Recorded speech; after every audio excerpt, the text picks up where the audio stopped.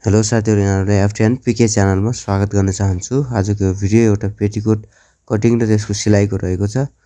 साथीहरु, तपाईहरु मेरो च्यानलमा नयाँ हुनुहुन्छ भने सब्स्क्राइब गर्नुहोला, साथमा रहेको बेल आइकन प्रेस गर्नुहोला ताकि मैले बनाएको भिडियोको नोटिफिकेसन तपाईको माझ आउन सकोस्। यदि तपाईले मेरो च्यानललाई युट्युबमा सर्च गर्न चाहनुहुन्छ भने एफटीएन पीके च्यानल भनेर सर्च गर्न सक्नुहुन्छ। अनि ल त साथीहरु, आजको भिडियो स्टार्ट गरौँ।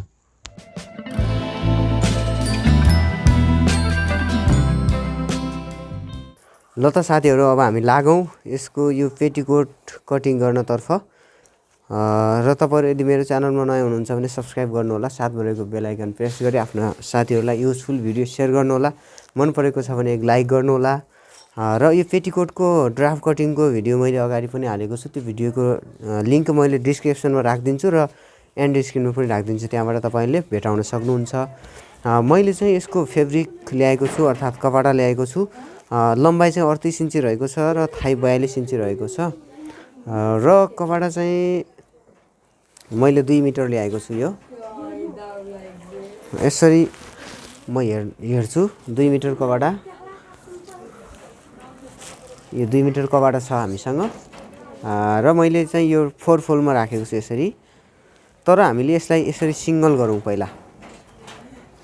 यसरी यस्तो गरेर हामी सिंगल गरौँ पहिला। अनि त्यसपछि चाहिँ हामीले के गरौँ भन्दाखेरि यसको साइडबाट जो अब मैले डबल बनाएँ, यो पार्ट 2 बनाएँ यसलाई। यो बनाइसकेपछि यसमा चाहिँ मैले लगभग 4.5 इन्ची चौडाइ कपडा लिन्छु, म कटिङ गर्छु पहिला। अब यो भाग चाहिँ मैले माथि पेटीको लागि मैले प्रयोग गर्छु यो कपडा। अनि त्यसपछि यहाँनिर देख्न सक्नुहुन्छ यो चाहिँ मैले यो सिंगल अर्ज बनाएको छु। अब यसरी यसलाई सिंगल अर्ज बनाइसकेपछि अब यसको रोङ साइड र राइट साइड भन्ने हुन्छ। जस्तै राइट साइड मानिलिनुस्, यो चाहिँ राइट साइड हो। यसलाई चाहिँ हामीले के गर्ने भने 42 इन्ची यसको चाहिँ हिप छ भने 42 इन्ची भागा 4 गर्ने हो। भागा 4 गर्दाखेरि हामीले पाटा 4 बनाउने हो, अर्थात यो 4वटा पल्ला भएको पेटिकोट बनाउने। त्यसकारणले 4 सँग डिभाइड गर्नुपर्ने हुन्छ। 4 सँग डिभाइड गर्दाखेरि हाम्रो चाहिँ 10.5 हुन्छ है। यसरी चाहिँ यसको चाहिँ हामी 10.5 इन्ची, यसको चाहिँ आधा इन्ची हाम्रो सिलाइको भाग छोडेर 10.5 इन्ची म यसको माथि पेटीको भाग लिन्छु है। हिपको 4 भागको 1 भाग यहाँ लिए मैले। अनि त्यसपछि यसको यो चाहिँ राइट साइड भनौँ, त्यसपछि यसको रोङ साइड भनेको जस्ट यता साइडकोलाई भनिन्छ है। र यसको फुल लम्बाइको कसरी गर्ने भन्दाखेरि लम्बाइ चाहिँ हामीले यहाँ माथि 2 इन्ची हाम्रो पेटी प्लस हुन्छ। मैले यति त सिलाइमा जान्छ, 2 इन्ची माथि पेटी प्लस हुन्छ। यो 2 इन्ची माथि छोडेर यसको लम्बाइ चाहिँ 38 इन्ची म हेर्छु। 38 इन्ची, 38 लाई हामीले आधा इन्ची प्लस गरौँ, सिलाइमा जान्छ। आधा इन्ची प्लस गर्दाखेरि 38.5 हुन्छ। 38.5 मा 2 इन्ची हाम्रो फोल्डिङ हुन्छ, 40 इन्ची लम्बाइ मैले यसको लिएँ। अब त्यसपछि मैले उताको साइडमा जति राखेको थिएँ त्यति नै यता पनि राख्नुपर्ने हुन्छ। यता आधा इन्ची सिलाइको लागि छोडिदिउँ, त्यसपछि हाम्रो 10.5 इन्ची यहाँ पनि राखौँ यसरी। अब मैले के गरेको थिएँ त, पहिला यसको राइट साइड भनेको अथवा यताको साइडमा 42 को भागा 4 गरेर 10.5 राखेको छु भने त्यस्तै गरी यताको पनि 10.5 मैले राखेको छु। अब यहाँनिर समाउने, यहाँनिर र यहाँनिर यसरी समाएर यस्तो बनाउने, यो देख्न सक्नुहुन्छ है। पेटिकोटको लागि हामीले यस्तो गरेर यसलाई कटिङ गर्नुपर्ने हुन्छ। म यसलाई कट गर्छु। अब यस्तो गरेर कटिङ गरिसकेपछि यहाँ 2टा पल्ला छ, यहाँ 2टा पल्ला छ र यी 2टा पल्ला गरी 4 पल्ला भयो। यी 4 पल्लाहरू यसरी हुन आएको छ है। अब यसरी यो चाहिँ भइसकेपछि, कटिङ गरिसकेपछि अब हाम्रो यो स्ट्रेट लाइन छ, यो चाहिँ सिधा लाइन, यो चाहिँ हाम्रो क्रस लाइन। अब हाम्रो यति नै सिलाइ गर्दाखेरि के हुन्छ भन्दाखेरि यहाँको यो कुनाको भाग चाहिँ यो चाहिँ तलतिर झुल्लिने हुन्छ। त्यो झुल्लिने भएको हुनाले त्यो क्रस भागलाई चाहिँ हामीले यो सिधा भागले बराबर गर्छौँ यस्तो गरेर। अरू केही पनि गर्नु परेन। यसलाई यसरी कटिङ गर्ने, यसरी है।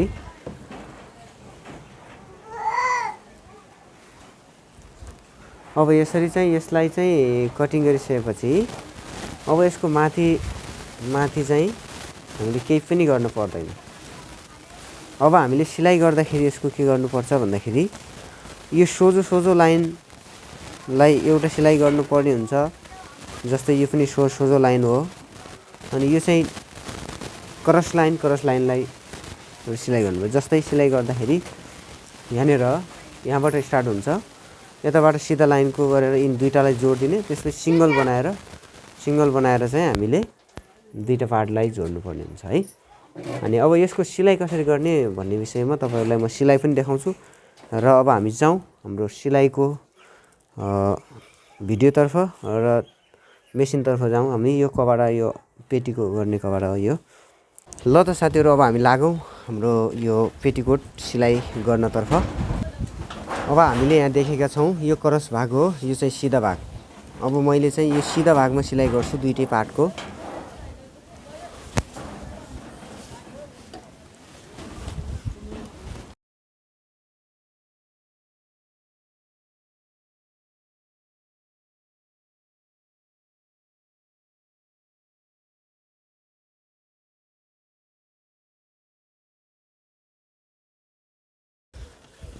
अब यसको मैले सिधा भागलाई चाहिँ सिलाइसकेको छु र अब हामीले यसलाई के गर्ने, यस्तो बनाउने है, यस्तो सिङ्गल बनाउने। यता पनि हाम्रो क्रस भाग छ, यता पनि हाम्रो क्रस भाग छ। अब यो क्रस भागमा चाहिँ अब यसको पनि हामीले यो क्रस भागलाई नै यसरी मिलाएर सिलाउनु पर्ने हुन्छ।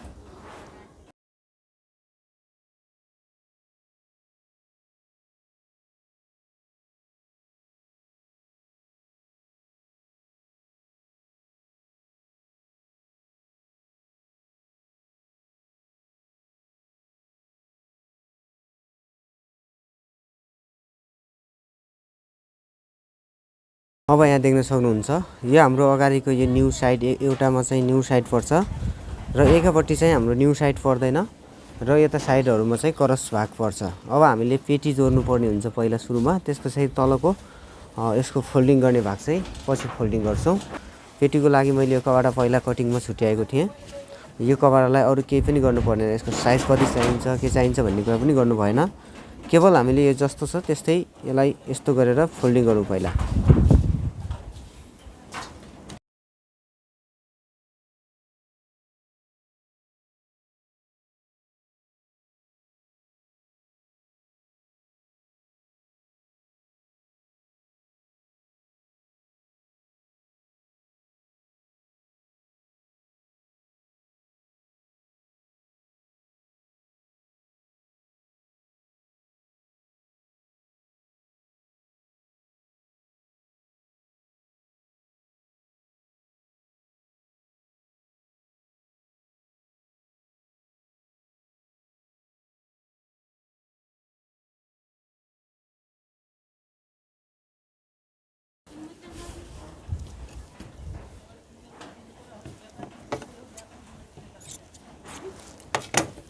अब यहाँनिर आइसकेपछि मैले यति फोल्डिङ गर्नको लागि कपडा एक्स्ट्रा कटिङ गरेँ।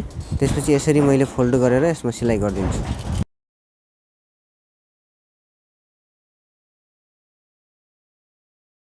यो भागलाई सेम मैले जसरी पहिला फोल्डिङ गरेको त्यसरी नै यसलाई फोल्डिङ गरेर सिलाउनु पर्ने हुन्छ यसमा। अब त्यसपछि मैले यो सिलाइ छ यसलाई तल पार्ने होइन, यसलाई माथि पारेर यसमाथि यसलाई यसरी राखेर यसमा हामीले सिलाइ गरिदिनु पर्ने हुन्छ।